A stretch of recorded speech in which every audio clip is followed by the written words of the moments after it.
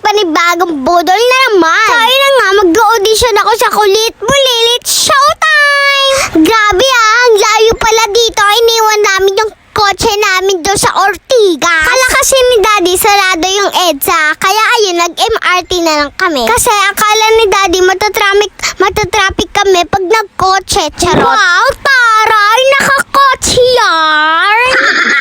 Kaya nga nag-commute nga ni, pakotse-kotse ka dyan. By the way, ang haba nga pala ang pila dito. Bali pagkarating pa lang namin, 83 na kami. Grabe no, sa sobrang dami namin pawis ang kilikili ko. Tapos sabi po sa akin ni Daddy, nak, huwag ka masyadong malikot na daming libag mo sa kilikili. Kaya ayun, wala kaming no choice, kaya tumambay na lang muna kami sa 7-Eleven. Shoutout nga po pala sa mga nag-audition din dyan. Ang gagaling-galing nyo. Ang good luck.